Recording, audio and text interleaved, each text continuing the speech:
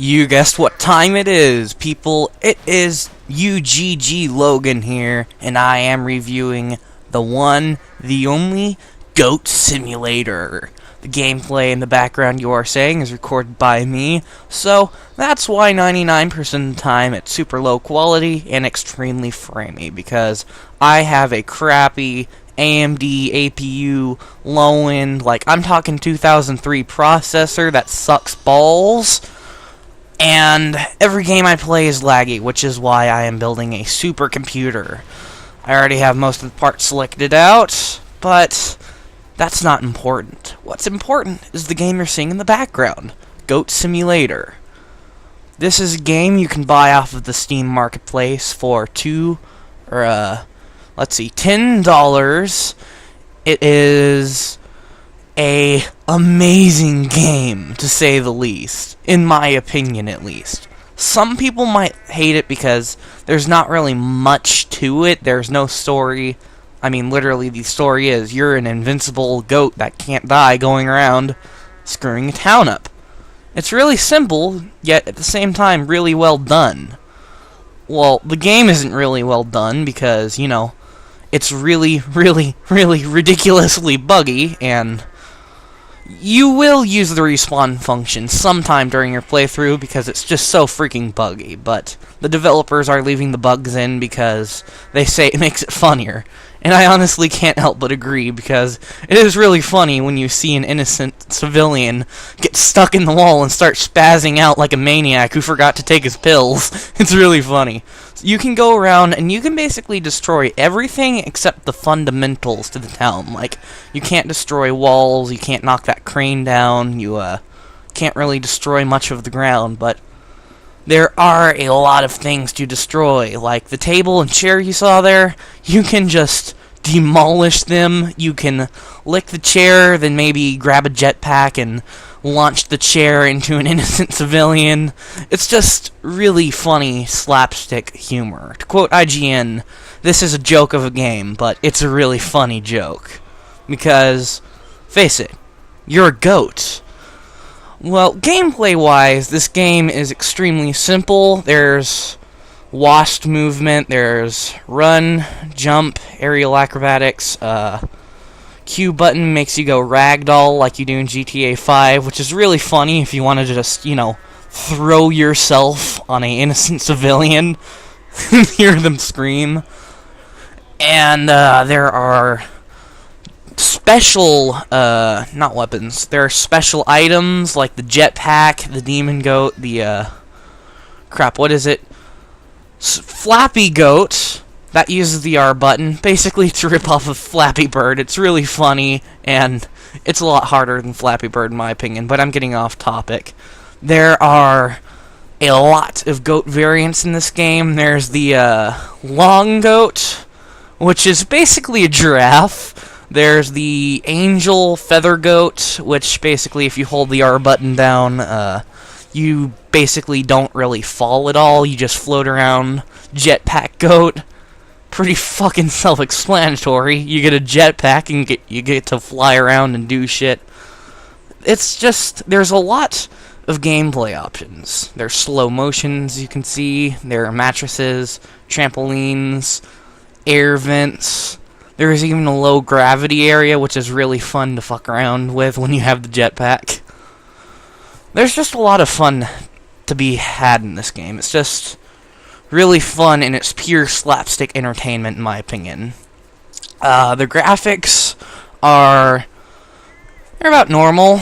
I mean, they're nothing special. They're not like freaking Halo 4 Watch Dogs graphics or anything, but they are, for an indie game at least, decent.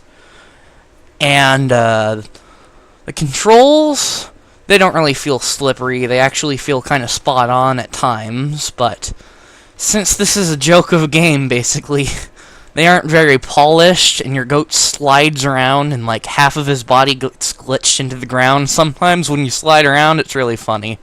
And the physics engine is pretty self-explanatory, as you saw there. Let me just rewind it. The physics engine is, well, one of a kind, I can say. It's really funny to see your goat spazzing around in the middle of just nowhere, just fucking things up. This game is ridiculous. I dare say it's retarded, but it's retarded enough to be funny, basically. As you can see, the goat has a jetpack here, which is horribly buggy and basically completely uncontrollable. Now he's getting slapped around by this fan. Basically, this is all the game has to offer. Funny, slapstick, comedy, lots and lots of buggy things to do, basically. Like, as you can see, I'm about to, I'm not sure, but I'm pretty sure I'm about to lick that car. Oh, no, I'm not. You can go and destroy this goat hinge over here, which is always really fun, gives you a lot of points. And, I'm getting off track here. This game basically has no story other than you're a goat destroying a town for no real reason. Already talked about the graphics. Replayability?